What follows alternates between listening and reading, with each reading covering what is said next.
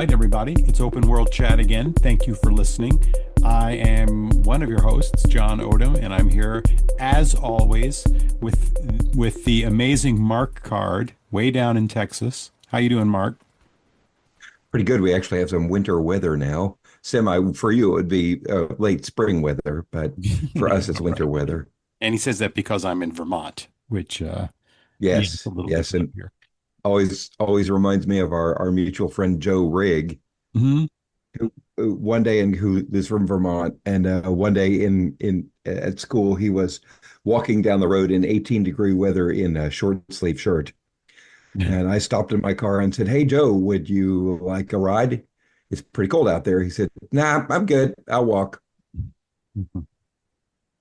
Yeah, it gets to be a bit much up here, especially for a Kentucky boy. At least it's Ooh. not Minnesota, I guess. I shouldn't complain too much. But anyways, so today we've got a topic which sounds a lot like one that we did before. And I was afraid it would be too much like one we did before, but it's really not. In the past, we've talked about dumb sci-fi.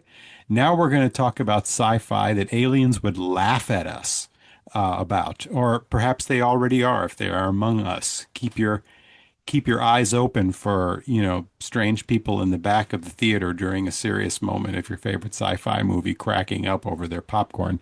They could be aliens, you know. I'm sure that's what many people think of me as I laugh hysterically at horror movies. That you're an alien.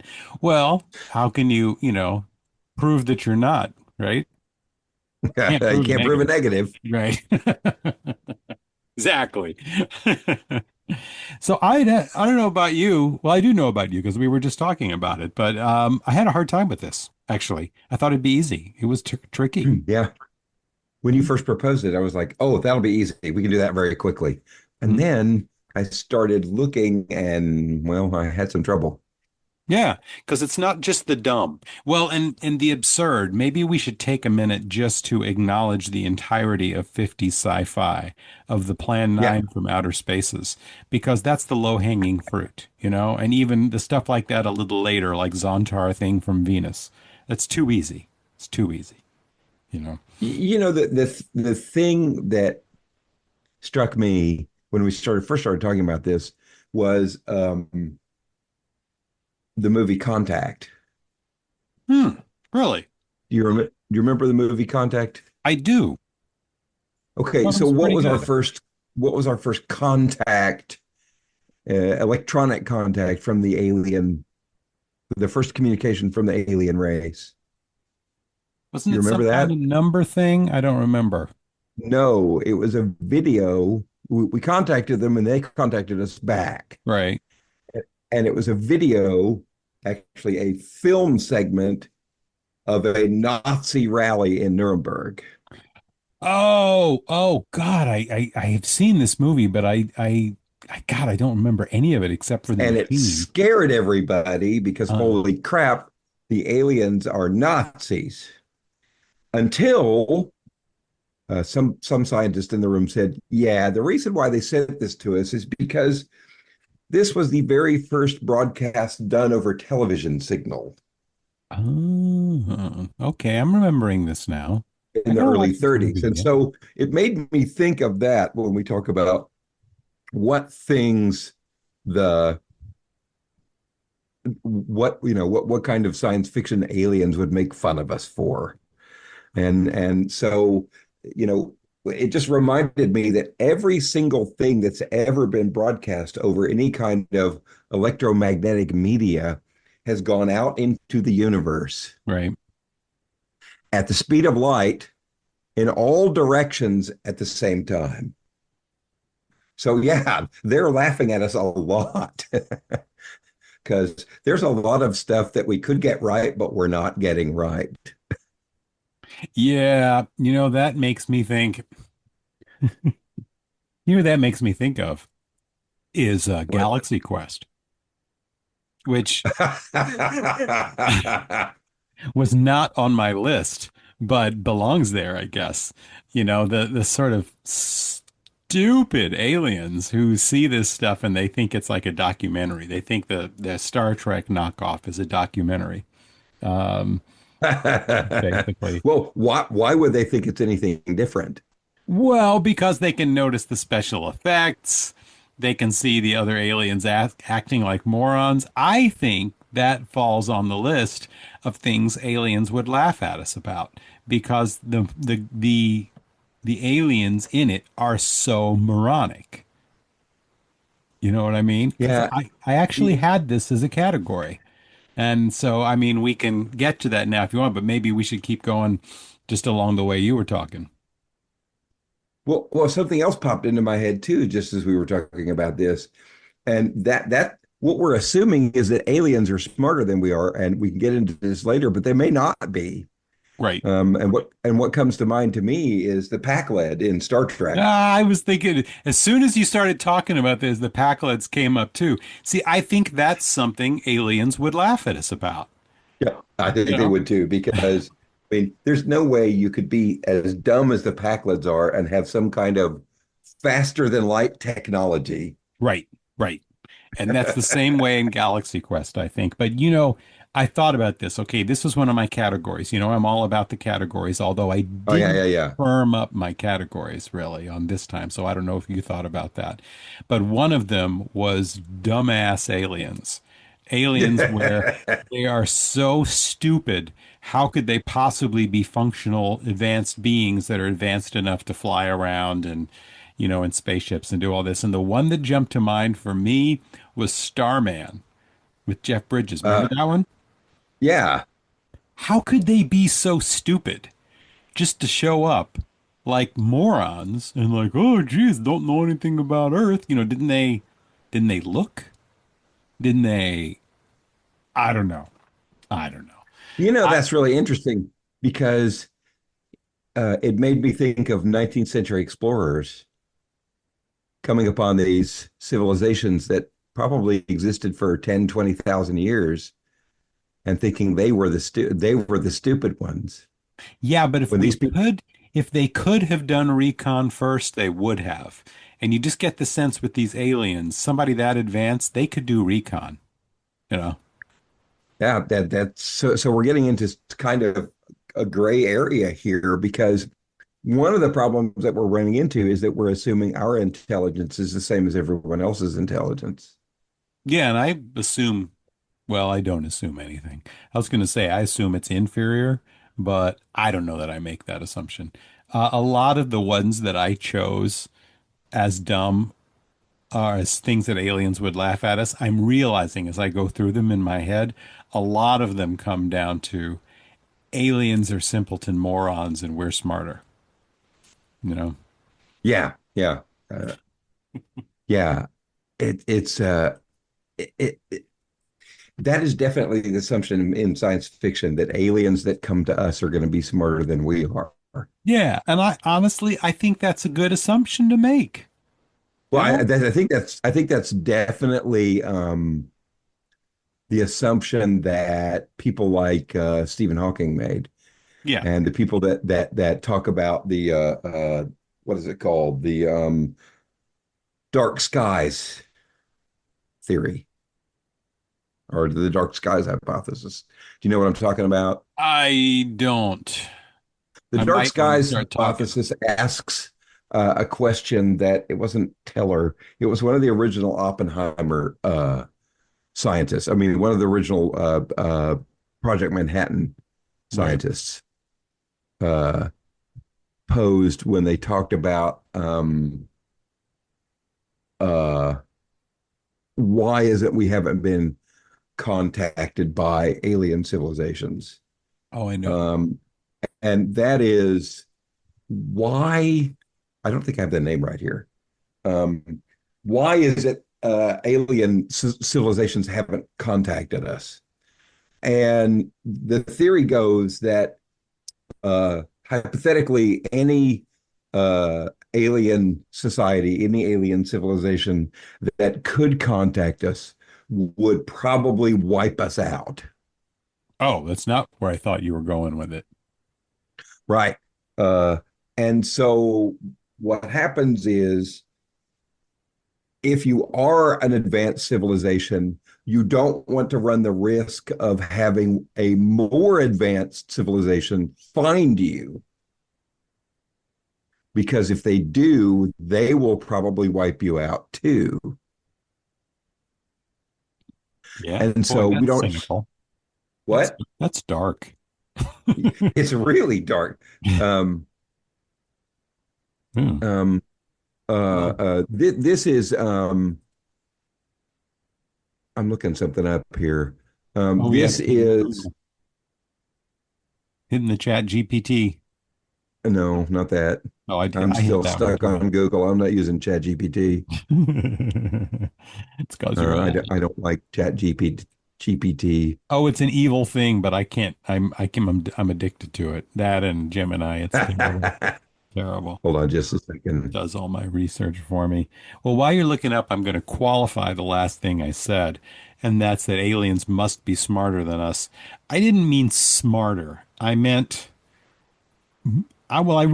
more advanced in the implications that come with a higher level of advancement.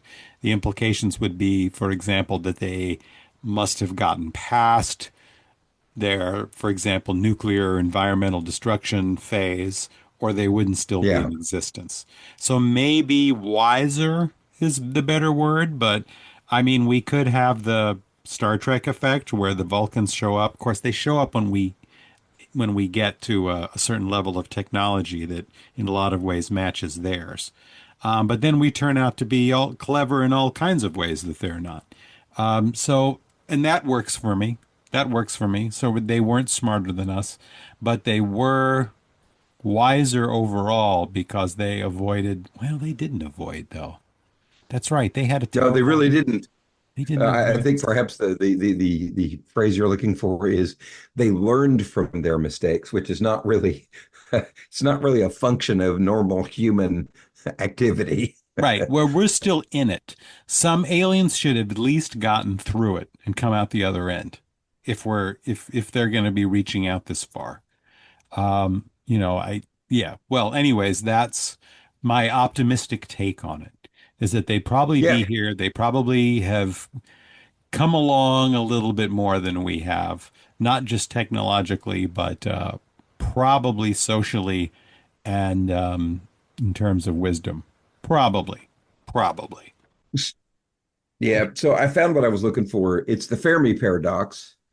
And one of the solutions to the Fermi paradox is the dark forest theory that we haven't heard from other alien technologies because even if they are more advanced than we are, there's always a bigger lion out there. And so contacting any other alien societies is an existential risk to your society. And so one of the ways that they might make fun of us is that we're actually reaching out to try and find other civilizations Yeah. because we may not be developed enough along this line to understand just how dangerous the situation is. Hmm. Well, Keep in mind, Fermi was one of the original Manhattan Project guys, and I think after they invented what they did, they began to have lifelong regrets, yeah. Yeah. and that may have infected their thinking the rest of their lives. Yeah. Well, in any event, we can be stupid. I think of Douglas Adams. Thanks for all the fish. You know, where we thought that the dolphins weren't intelligent because they didn't have highly industrialized civilizations, and they thought we weren't because we did. I love that. Well, and this really get this is a much deeper topic than people think it is, because it really gets into the meat of what is human nature, what is our most likely course of action, all things being equal. And there are a lot of assumptions about, I mean, there are a lot of underlying assumptions about this whole thing is do we are we really smart enough to do this, or are we the smartest people in the universe? I mean, Right. people haven't really considered that that might be the situation, that ancient civilizations are quite rare. I mean, advanced civilizations are quite rare. and that maybe the reason why nobody has contacted us is nobody's as advanced as we are. Yeah, I've heard that sort of thing too. That's also kind of a grim thought. That, somebody had to be first, right? It's like winning the Right. lottery. Somebody has to win the lottery. Somebody had to be first. Maybe we're first. Maybe we're the leading edge. And what that means is that, if we screw it up,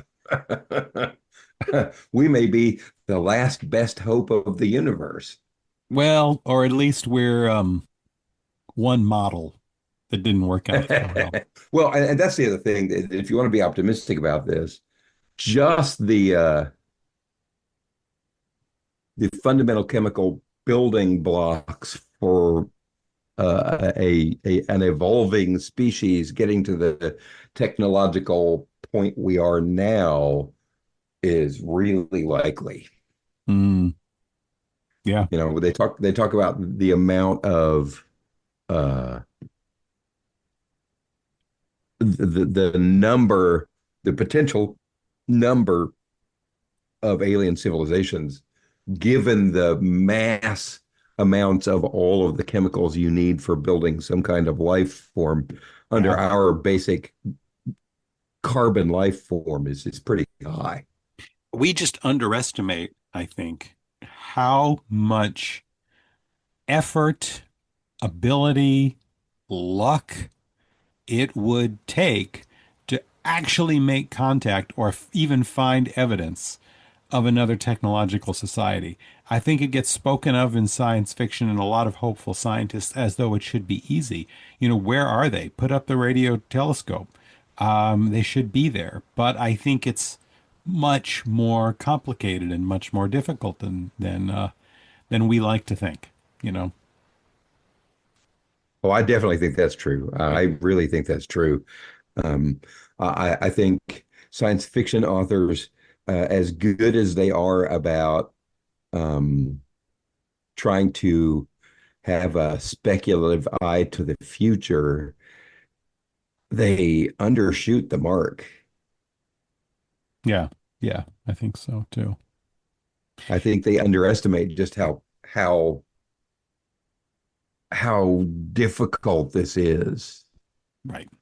Right. But yeah, I think that's Exactly. important. Well, let me talk about my two categories and then we can go from there. I Okay. think there Sounds are good. two general categories where aliens are going to laugh at us, no matter what, not just science fiction, but actual fact.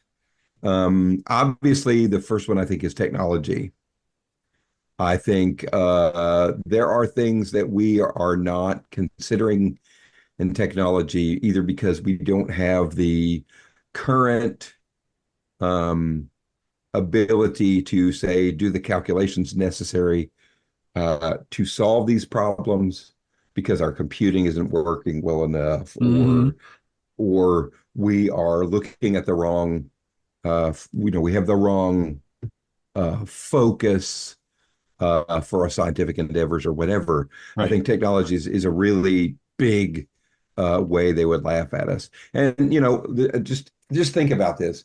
I love what Neil deGrasse Tyson says about organic food. He says, here's the thing. He says you have to look at um, what the lifespan was until really the middle to late 19th century. So for all intents and purposes, from the middle until the middle to 19th century, um, the middle of the 19th century, the average lifespan for somebody was 35. That was it. For most Right. people, you were dead by 35. Hmm. I said, and now you have more than doubled it in most countries, more than doubled it. Hmm. And the question is, why? Well, it wasn't uh, food because up until the 19th century, everybody was eating free range organic food.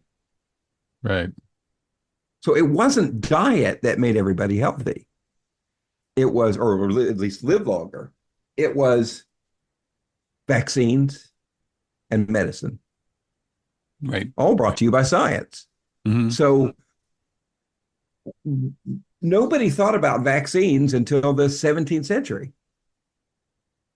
And really, they don't get general acceptance until the 20th century. Right. And now that's rapidly devolved. Another thing is this. Do you know when it was when doctors and surgeons began uh, washing their hands between patients? Oh, that was late. I don't know. I can't tell you, but I have known. It was the U.S. Civil War, Yeah. the And I 1860s. mean, we'd already had things like vaccines actually earlier, even earlier than you say. I mean, there were uh who was Well, it? Cowper's was the first one with not Cowper's, can't remember his name, but the Well, the smallpox smallpox one, vaccine. right, where you get cowpox and and even though sometimes it would kill you, most times it would inoculate you. Right. Yeah, And so that's the 17th century. That's the 1600s, I think. right. Um, but my point is, as late as the middle 19th century, we had no idea that you should wash your hands between patients. Mm, You know, we didn't figure out that heating up your food would kill the stuff in it that would make you get sick or die. right. I mean, uh, it's crazy sometimes how uh, slow we are in development. Hmm. And so I think it's important to remember that when we talk about this subject. So I think technology is the first category that would make fun of us for, because as sufficiently advanced as we think we are, we're not really in a lot of things. Right. Um, and then finally, the second category I would think of, the most interesting one to me is how we organize society. Oh, How that's have we interesting because I organized didn't think society? about that. I did not think about that. Well, that's one of the most important things about Star Trek.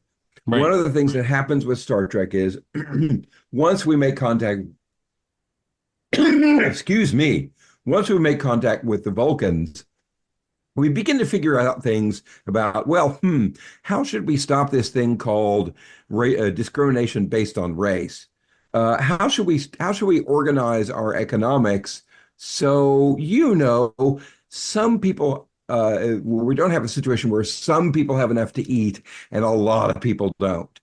And I think this social, economic, political organization is a lot of the ways that aliens would make fun of us, What do that you they would think? laugh at. Oh, I think. silly you! You still have food inequality? That's ridiculous. Look at the abundance. Oh, I see what you mean. I see what you mean. But Look at they the wouldn't make. abundance of natural food you have growing all the time. Why can't you manage that better? So they wouldn't make fun of the aspirational stuff because they would be like, well, duh. They'd make fun of the stuff that assumes the aspirational stuff is not possible or not realistic or reflects our current. Right. And so, this is just kind of what happens with we think we're really advanced, but then we still have these major problems, which could have solutions if we would Mhm. just think of them in a different way.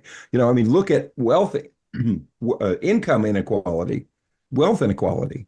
Right. The kind of money that people like Bezos and Musk and all these other billionaires have could be put to much better use for everyone in general. Hmm.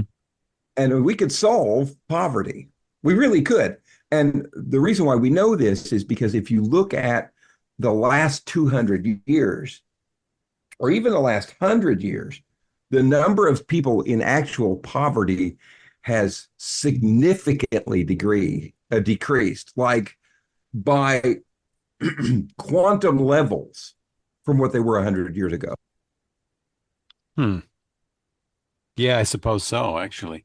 The development of the middle class. Right.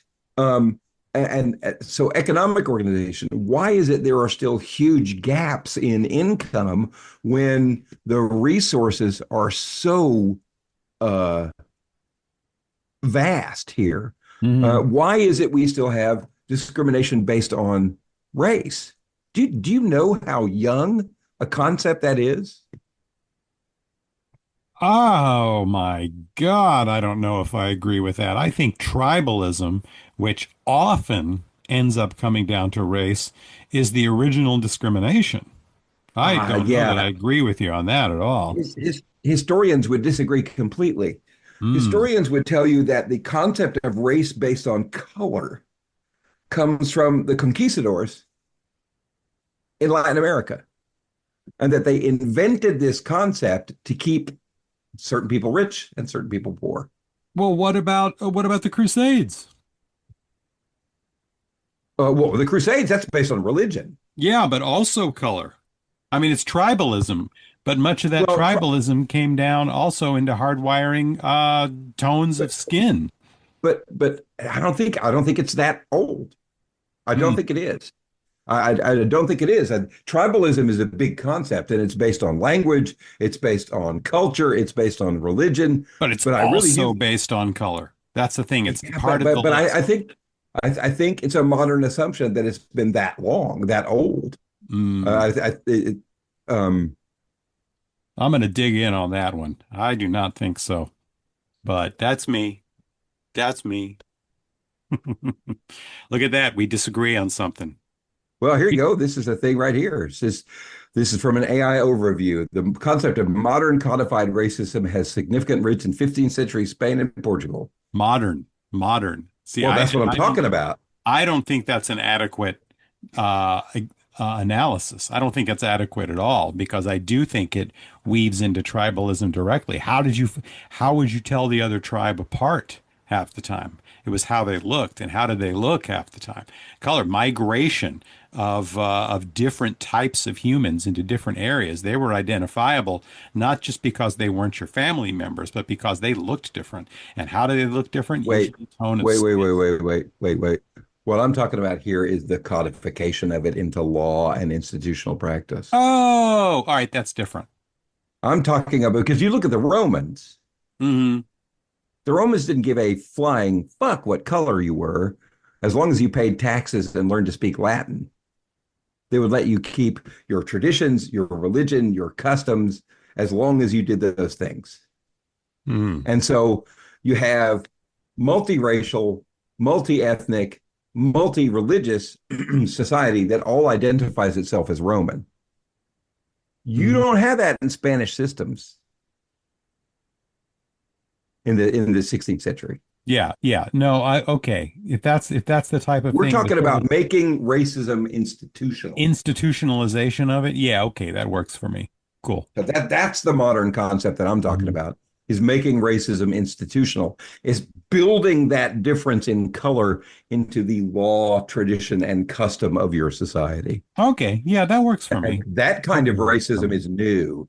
It's not that old. It's 500 or 600 years old. Okay, that works for me. I can live with Because that. because many of the world's great empires were all multiracial, multi-ethnic, multilingual. The Persian Empire was like that. Alexander the Great was like that. Is if you just pay attention to our authority, we don't care what you do. Well, empires sort of had to be, to an extent, to an extent. But Well, yeah. anyways, okay, I'm with you. I'm there. I Okay. got you. I So, agree. so why do we have this kind of institutional racism? Why do we have an economic system which uh, makes sure that some people are always poor and some people are always rich, and you don't have. See, you have to understand that the invention of the modern middle class is pretty young. Hmm. They don't really exist Right. for In the most modern middle civil. class, have we hit peak middle class? Because it's starting to shrink again. Well, yeah, for our society, but not necessarily every society. Yeah. And then politics, why do we have this political organization which uses things like institutional racism and religion and other kinds of social organization to keep these people apart instead of unifying them? Right. And I think the fundamental assumption behind this is that humans are all of a static kind of nature, and people are always bad. And so we ruin the possibility of efficiency or effectiveness from our social organization because, well, that's just who we are. Yeah, We're just going to be out there looking for, any way we can get over on anyone else. that's true. I think we've gotten a little bit off topic, but I do Well, think it's that, true. It's true. We have. Let's talk about let me throw in because I have to. My favorite yeah. stupid aliens one, just to get back on way back to the stupid aliens. I want to mention stupid aliens signs. Aliens who Oh, good can't deal Lord. with water decide to take over a water planet where it falls from the sky. And Yeah, I anyways, mean, idiots. that's absolutely ridiculous. Yeah, I Oh, think aliens would water laugh. can kill us. Yeah, yeah. So Let's go aliens look for would a be planet laughing with at water that. on We would be it. seriously made fun of. When we get up there, they're going to make fun of us about that movie. They're, but anyways. Oh, God, that's a really good example of that. Well, let's talk about tech. Let's talk about ridiculous tech. Yeah, let's do Um, that for sure. I'll lead in with one because it's a good example of what's different between this conversation and our dumb science fiction conversation. We spent a lot of time talking about dumb science fiction, but this one I don't think is dumb, and this was in a movie I really enjoyed. It was a lot of fun. It was a blast, and that's Independence Day, right? Oh, yeah. Aliens showing up, they're resource suckers. Okay, I can buy all of this. And it's cool. People get back together or get together and they come together and but the trick is to knock down those force fields. And what do? We write a computer virus for an OS of a completely super advanced alien race. But we write a virus that takes everything down. I was arguing about this with my family. They thought I was being no fair, but I think that would make aliens laugh. It's like, oh, you think you can do that? Well, there is an argument to be made that perhaps our technology is so primitive that they would just assume that they would assume we would be unable to penetrate their their software security because they would assume we were sufficiently advanced to prevent us from doing it. You see what I'm saying? I guess, Like but well, the example I would say would be like this. You know, people talk about how dangerous drones are to soldiers, and we have to find a weapon that would work for these. Yeah, if you know the drone is there, a 12 gauge shotgun with a full choke is going to kill most of them pretty quickly. yeah. That's like the Star Trek. This is a great example of it. In Star Trek, the Borg will adjust their frequencies for phasers. Even individual Borg will. You shoot a Hmm. Borg with a phaser a couple of times, and they all talk to each other about what frequency this thing is being used or what energy is being used, and then they adapt. Yeah, kinetic energy is kinetic energy throughout the universe. Right. A 12 gauge shotgun with double-aught buck would take care of most Borg. Well, and they do that in First Contact. I don't know why they don't stick with it, but well, they sort of do it because it's bullets from the holodeck, which don't really count their energy. So, but anyways, you're right, and I always thought it's like the Stargate thing. Well, stop using the energy weapons, just pick up the firearms, you know? Yeah. It's the old line from Buffy, metal meets propulsion. Right. I'm gonna though dig in with computers because I just like don't see someone being able to write a Windows 11 computer virus on a TRS-80. Yeah. I don't see it, and I think the suggestion would make them laugh. But anyways, they might still enjoy the movie as I did. Who knows? Well, yeah, I mean, all I was thinking is that, maybe the only way we could get involved is if our code is so primitive they couldn't see it as a security threat. Yeah, yeah, but. But I think that's the only way that works. Again, see, now this is something I wouldn't have put this under dumb sci-fi. I don't think it's dumb sci-fi. It just has that element to it, that plot device that's inherently ridiculous. But anyways, so you got any you thought of, or should I just keep going down my list and wow you with my condescension to some of our Yeah. favorite movies? Well, as things occur to me, I will comment. Okay. Well, how about this one then? How about Edge of Tomorrow? Another movie I love.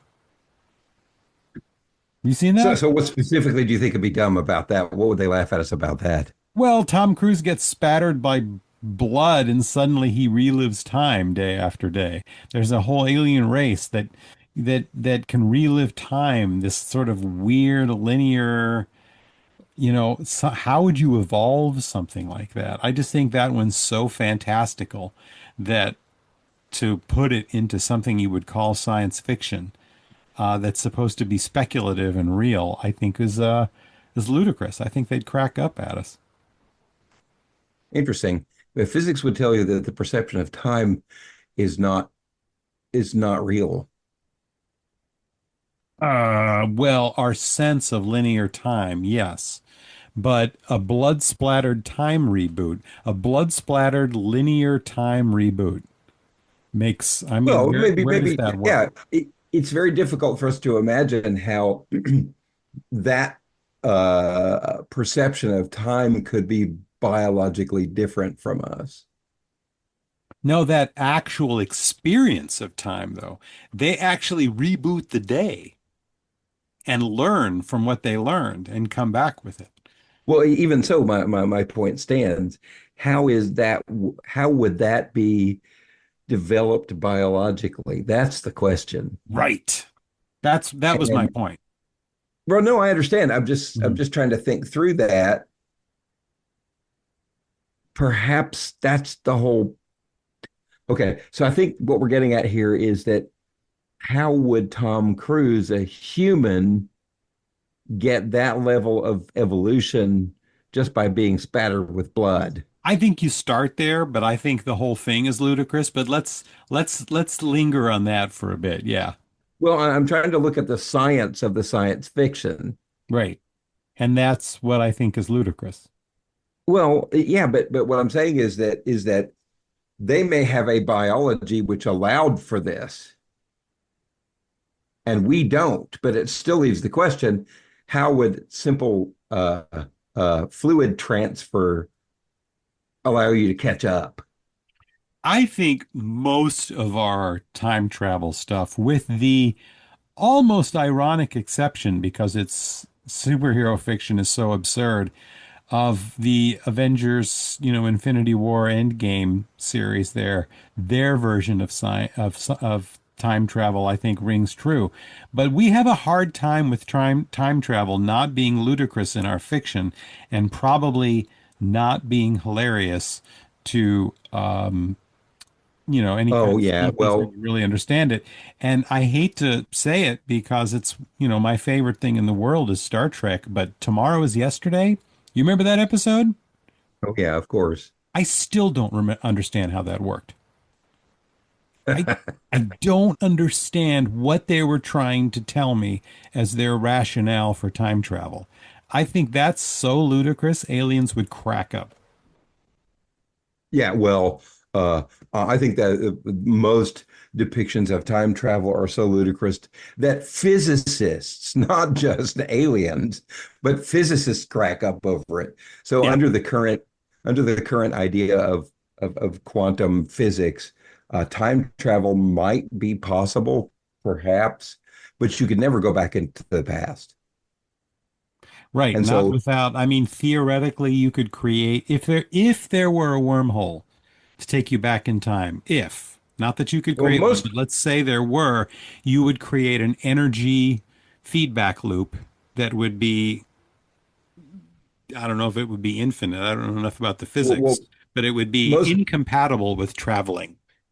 Yeah, well, most physicists now will tell you that that you can't do it. You Right. can't travel back in time. That's completely impossible, Yeah. given the limits of the physical universe. That if you want to travel in time, the only way you could do it is to travel forward, It's and travel forward with time dilation, sure. and then it would be horrible for you. You would be plunged into a future where the language might be completely incomprehensible. Yep. It might be Maybe a they'd be future. super amazing and be able to give you a language pill, like another one that I'll talk about in a minute. Well, it, you might be beamed forward to the future, and we might have regressed Yeah, I know. I worry about that one. You go past the Third World War where we've all nuked ourselves into oblivion, and there you are. or climate Or climate, right? Some sort of disaster. or an asteroid strike. Oh, You God. might go forward in time and find yourself instantly vaporized because you're in the middle of space. Oh, well, if you went forward in time from a fixed point, then yes, you'd be in the middle of space. That kind of time travel is No, I'm not especially even talking about awesome. that. I'm talking about if the planet has been crushed by a comet, you might be part of debris field. Well, if you flew out, outside the solar system, zipped around a little bit, had the time dilation effect because you went near the speed of light, you wouldn't have to come back and land on that. You find no place to land. Yeah, That's the but I'm kind of just time talking travel I about was thinking. if I the don't know. planet's been destroyed by an external force, then you may find yourself screwed. Yeah, one way or the other, you're screwed for sure. But hey, I've got one. Is this fair? Now, is this fair to be think that aliens would think this is ludicrous? Help me out here because I struggled with it. And I was thinking of the alien Bigfoot robot from $6 Million Man. Okay. Is that fair? Because could you argue that aliens maybe would arrive and maybe if they did want to somehow protect themselves, they could create some sort of thing that is modeled after primitive fears or superstitions of humanity to keep them away? Or is that ludicrous? I can't decide if it's ludicrous. What do you think? Yeah, well, I mean, I think if they wanted to observe society, they would have ways to camouflage or frighten us off. Uh, but I don't think they would need to do that. I think you're probably right. I don't think if they wanted to observe society or they wanted to hide something that was here, just getting here would require such a comprehensive technological advancement that you would be able to do that quite easily. Yeah.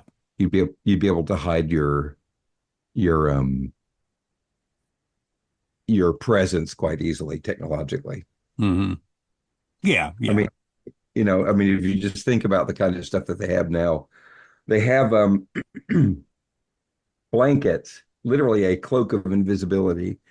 It can't be done at mass, you know, size it yet, but they'll have a blanket you can drape over an object, and then there's a camera embedded, which then reflects the background around it, so that Hmm. whatever is wrapped in this blanket is for all intents and purposes invisible Right. because it just projects what's on the blanket. So I mean, yeah, they would have sufficiently advanced technology to hide their presence without inventing a giant robot Bigfoot to scare us away. Okay. See, that's another one I really like. So I hate to have to laugh at it, but I'm laughing. Or I'm putting myself in the role of alien here. I don't have quite that kind of ego, but all right, they're laughing. They're laughing. They're laughing at the Bigfoot robot. I really wish you would watch uh the three body problem Mhm. I'm going to, I swear to because God.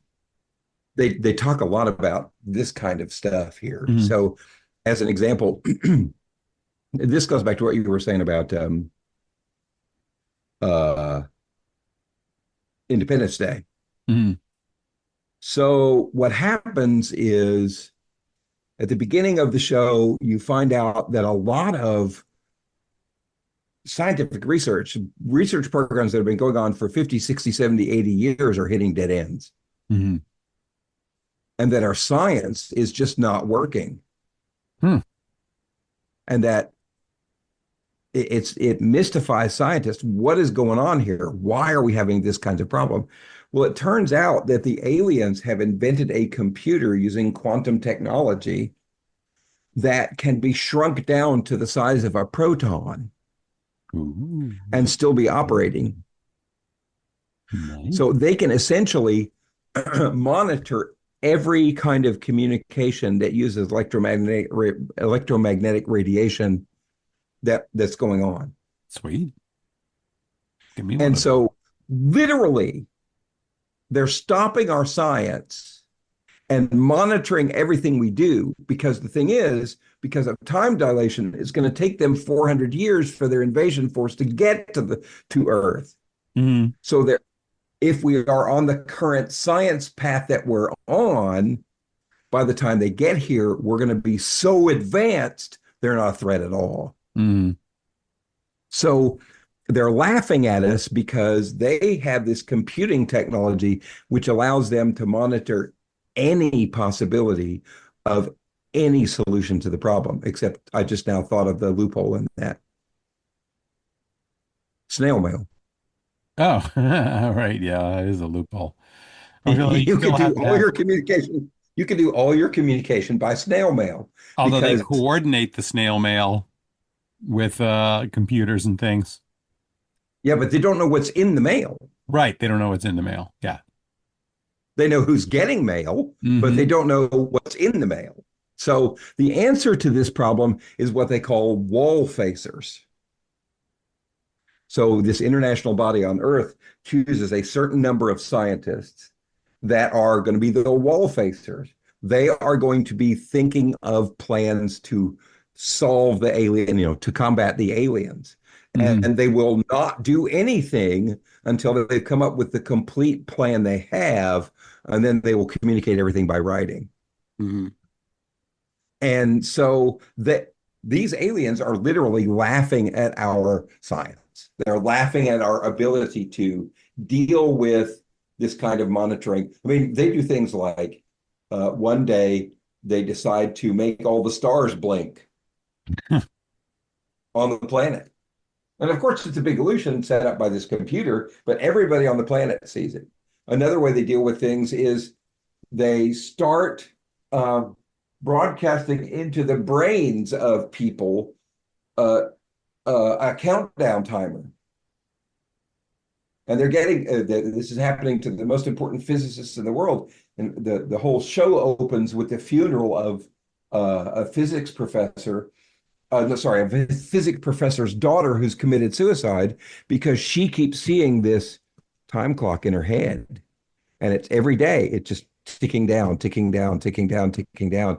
And then somebody comes to tell them and say, "Hey, look, when that clock is down, you're dead. You will die. Hmm. Now, you can get out of this if you stop your research. Yeah. If you stop your research, you won't die." Hmm. And so they're already making fun of our limits in research in this show. So yeah, I think this is another good example. I mean, this that show, The Three Body Problem, is one of the hardest science fiction shows I've ever seen. Well, that right there is such a good recommendation. Good. Yeah, for sure. I I mean, I've love the hard spoiled sci-fi quite a stuff. bit of it for you, but I think it's still going to work. Yeah. Yeah. I need to get off my butt and watch it. Uh, gotta watch that instead of things like, oh, what have I been watching? Oh, yes, The It's Great British Baking Show. well, they might laugh at that too.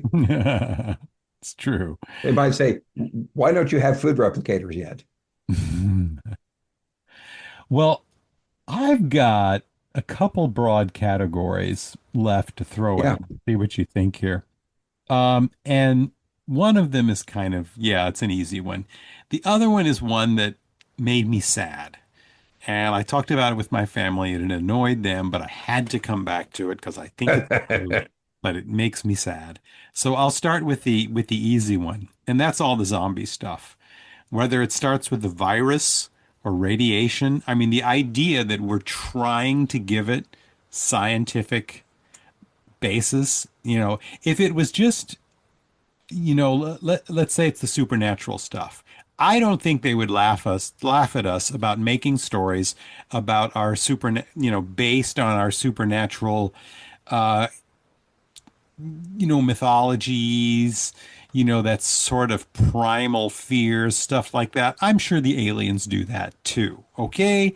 Because, Yeah. Oh, yeah. why wouldn't they?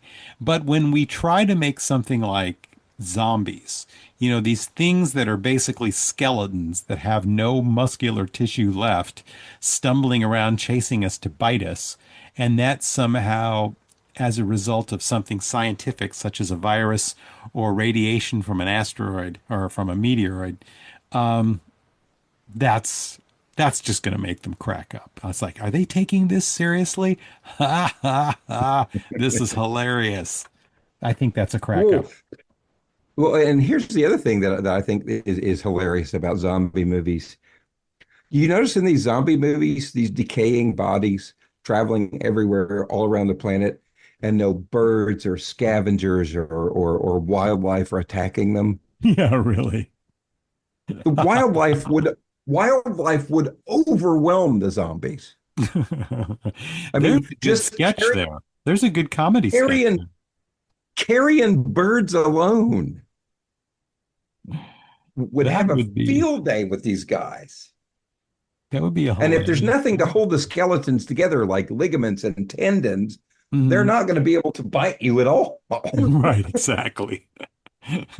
There's so many holes in alien movies. It's crazy. I I mean, in know. zombie movies, it's I crazy. know. If It's they like had, and these things would have been stripped to the bone in minutes by vultures. yeah. Now, of course, if it's based on a virus, the vultures and the crows and those guys, they might turn into zombie birds.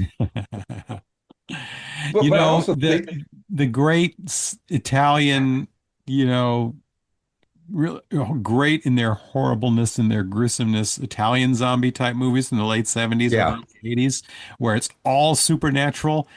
That's less hilarious for aliens because it's supernatural. Well, and the other one the other one I'm thinking of is uh, wouldn't zombies cannibalize each other? Yeah, you can always make up it has to have living blood or something like that. Yeah, I don't know. It just seems like to me if they're really automatons that are just interested in eating, then they would eat each other a lot too. Hmm.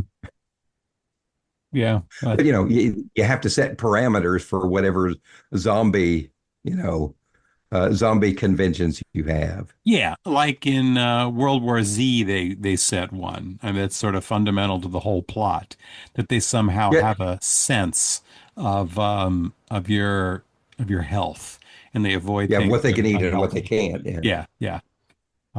So that's ludicrous too, but at least they think about it.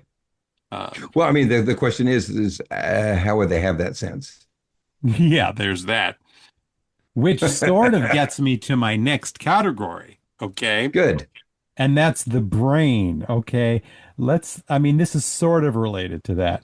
But this idea, all these shows, all these things like Lucy, which was cool, like Yeah. Limitless, which was cool, Uh-huh. this idea that we only use 10% of our brain. And therefore, if you Oh, somehow unlock it, we end up with superpowers. This whole idea that we only use 10% of our brain came out of almost a game of telephone from a couple very generalized comments earlier in the 20th century. And it's ludicrous. It has no basis in science oh, oh yeah. whatsoever. Yeah, that's a long held myth. But a lot of that we didn't know a lot about the brain, still don't know a lot about the brain. Right. As an example, people used to think, oh, well, alcohol kills your brain cells and you have a limited number of brain cells. And once Mhm. brain cells are set, they're set, they don't change. That is not true. Brain cells are some of the fastest growing cells in the body, and they regenerate very quickly. I'll give you a great example of that. So if patients have had come into trauma and they have to remove half the patient's brain because it no longer functions, do you know what happens? It, Their it brain can't function. rewires itself so it does both left brain and right brain Right. Or at uh, least it gives it its best activity shot. Yeah. in the same hemisphere. Right. And they used to think that brain cells were completely aplastic. Now they're some of the most plastic cells in the body. They change all the time. They regenerate all the time. And And that makes that's what sense. you could say. I mean, that's what you could say in one of these stories is you don't have to buy the 10% thing, which is literally based on nothing. But you Yeah. could say, what if we could improve the plasticity of the brain, the coordination of the information access across the brain? You can replace the 10% myth with that, and you have Yeah. just as good a story, but not one that aliens would laugh at. Right. Right. Yeah. I love the movie Lucy, but it's just a ridiculous concept. Yeah. It doesn't work. But that's I just like that movie because one, Luc Besson, and two, Scarlett Johansson playing a badass. Yeah. Now, full disclosure, okay, I do think there's something to, I'm going to say it, I do think there's something to some psychic stuff we don't understand going on there. I do because of some personal experience and just yada, yada, yada. But having said that, this 10% business is ludicrous. The plasticity thing you talk about is 75% of it right there. Yeah, I just think well, the other thing is I think they would laugh at how little we know about the brain and how it works. God, you might be right about that. I wonder. Yeah. I really do because I mean we don't know very much at all. One of the things I have to plug my own profession right now is they will hook up your brain to sensors to see what parts of your brain fire off when you're doing what kinds of activity. Mm. And the activity which fires off the most different parts of the brain simultaneously is tasting wine. That's awesome. It's not it's not reading, it's not, playing chess, it's not doing mathematics. It's uh tasting wine. When you think about that, it kind of makes sense because you're engaging almost all of your senses in a single activity. Yeah. So, I mean, an interesting thing I would want to see is the difference between the number of places your brain fires off electrically and the number of when you're eating versus versus tasting wine. Because, and I have a hypothesis here, although I'm completely uh, uninformed about brain science. I'm not a neuroscientist, so this is just kind of a question in my head. Um, People ask me if I drink a lot of wine because I work in the wine business. No, I don't. I had a glass of wine the other day, and it was the first glass of wine I had had since I don't know, like 4 or 5 years. And they say, well, how Jeez. can you not drink a lot of wine if you sell wine? I said, well, the activities are completely different. When I am tasting wine, I'm analyzing it, taking it apart, putting it back together again, understanding what elements there are in the wine and how they work together and whether it's integrated or not and Mhm. whether it's a good quality wine. If I'm drinking wine, it's just pleasure. I'm not going, well, they must have used French oak barrels here for at least 3 years. No, I'm not thinking about that when I'm drinking a glass of wine. When I'm Right tasting a on. bottle of wine, yes, I might be thinking about that. And so I do think there's a difference between between eating and drinking there. But yeah, I just think we don't understand very much about the brain at all. Right on. Right on. Now Yeah. we understand a lot more than we did say 10 years ago. But Mhm. still, I think we're in the infancy of understanding how this bit of organic material that uses, electrochemistry to transmit signals and process information. We don't know how it works. Right. Yeah. So we do know that computers are fast, but the brain is a whole lot faster about certain Mhm. things. But the And idea, though, you've got to admit, though, the idea that there's just a little corner of our brain that's flashing and the rest, I mean, what would strokes matter then, right? If it's in the rest of the right, yeah, 90% of the exactly. brain, who cares? That is just not the answer. Yeah. Yeah, this is that fundamental lack of information about our own biology it would be hilarious to an advanced civilization. Yeah. So I have one more for you that's another question. Okay. Okay. That on its face looks ludicrous, like aliens would crack up. But would they give us room for plot devices for metaphor? Okay. That's what I'm wondering. And it's in time, which is the thing that actually got me thinking about this in the first place. The thing where people have the little digital displays, once you get to the age of 25, currency is lifetime. You get paid in hours of your life, and then you Yeah. have to buy stuff with hours from your life, and it becomes this whole class, metaphor. And is it fair? Do we count out metaphor like that? Or is that just so ludicrous that they look at it and crack up? Am I being fair if I mention that one? Or Well, is that I think that's unfair? interesting. I'm going to go back to the three body problem. One of the fundamental revelations in the show is that all communication is telepathic among the alien race, Hmm. all of it. So you can't lie. Uh, Lying is impossible yeah. because everyone knows everyone else's thoughts. Which doesn't work for me in a lot of ways, but that's another Well, here's the conversation thing. entirely. You can't have metaphor. Right, that's true. You can't have symbolism. Yeah. Yeah, see, You that can't have doesn't work for deception. me.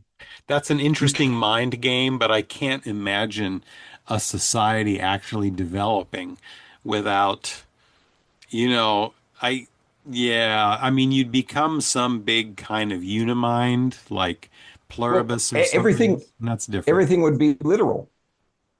Well, everything would be unified too. If people didn't have secrets or personal thoughts, you'd end up heading towards being one big mass mind. Well, that's right. Well, I don't think that's necessarily true because, well, yeah, maybe you would, but you would still have people who would come up with different ideas and different thoughts, but they'd be weeded out. Hmm. I'm gonna have to chew on that Yeah. one. That's a very interesting thought. It's very interesting. I'm gonna have to consider. I'm gonna have to sit with that. Well, just think about that. There's no fiction, there's no mythology. Right. I'm just mean sit with the implications. What that would do to a species and a society, I think there's a lot to chew on there. Yeah, but that becomes one of the flaws that humans have to play on. There is no they don't understand deception. There isn't any deception. Hmm. You can't fool anyone. There's a funny movie, and I don't know the name of it, but it's got Ricky Gervais in it, where sorry, I had to hit the cough button there. Yeah. There's an interesting movie with Ricky Gervais in it where he somehow transports into a place where there is no lying. This is Um, like the Jim Carrey movie.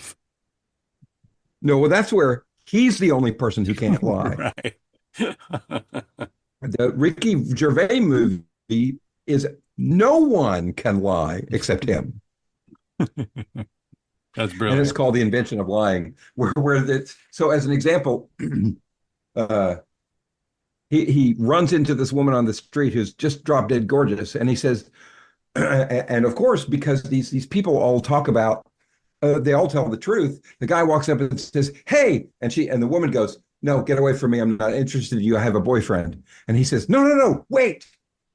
He says, "The world is going to end unless I sleep with you right now." Huh. And she pauses for a minute and she says, "Do we have time to go to a hotel or do we have to do it right here?" Because he's not lying. Great. And then also, he's in a casino and they're playing roulette, and he puts his numbers, his money on a color, and they said, uh, "Well, I'm sorry, sir, you lose." And then while he's talking to them, he moves it to the opposite color, and he says, "No, no, no! Look, I put it on that color. I'm this is I won." And they go, "Oh, well, in that case, sir, here's all the money." And so in Three Body Problem, all it takes is one person who can deceive, and you would run the planet. Mm. You would be the king of the people who can't lie because you can lie. Yeah, yeah. And Assuming that you can fool them into thinking you're one of them. well, yes, of course. But since nobody understands deception, they would just accept that you're one of them because you said it you were. Well, that's true if they didn't even understand the concept. That would Well, be if they're extraordinarily primitive, but again, I have to sit with this. I'm starting to play devil's advocate on this, and I'm not truly sitting with it. So I'm going to sit with it, and because it's an interesting idea. well, what you need to do is just go watch that show because there's a lot of interesting things going on in that show. It's true. Well, I think we've pretty well beat this topic up. What do you think? Well, I think it deserves a reboot at some point because I think we're just scratched the surface here. Yeah, you're probably right. We'll have a part two at some point. Even if this Yeah. one is slightly, no, it's I was going to say you could almost call this a part two. No, you can't call this a part two of dumb sci-fi. No, This is this is completely really a different. fundamentally different topic. Yeah, it's Uh, fundamentally different. You're right. Uh, because well, and the reason why I think the difference between us and dumb sci-fi is that um, I mean, we listed some is great sci-fi. it's intent. Hmm. Yeah. Star Trek, the problems in Star Trek or any other kind of franchise you look at, no one's intending to be stupid. Right. It's just that if you look at it from a different, more advanced perspective, it doesn't matter what we do, we're going to be stupid. Right. Unless, of course, you go back to the metal meets propulsion of how do you deal with the Borg? Yes, 12 gauge shotgun. Yeah. Or if you go for the intentionally ludicrous, like Men in Black, they're going to laugh Right. at Men in Black. We laugh at Men in Black. Everybody laughs at Men in Black. That's the point. So that's different too. I also think they would laugh a lot about conspiracy theories. I think so too. Well, a lot of Well, them. because Yeah. Unless the aliens one are would actually here, which I've become a little open to. one would assume that if you're sufficiently advanced to travel from place to place at great distance and great speed, that you would be able to figure that stuff out. So I don't know. It's just kind of funny. Yeah. Um, Well, like I say, so if you're at the movie theater and you hear some people in the back and it's a serious moment in a sci-fi movie, something heavy is happening. The load on your shoulders is great because of the gloom and the doom and the danger and the personal intensity. But somebody in the back is cracking up with his buddy. They might be aliens laughing at you. or they might just be us. Yeah, that's true. All right, folks. Well, this has been fun. We'll see you next week or next 2 weeks in 2 weeks with something else fun. As always, thanks for listening. Thank you. And We'll see you guys next time.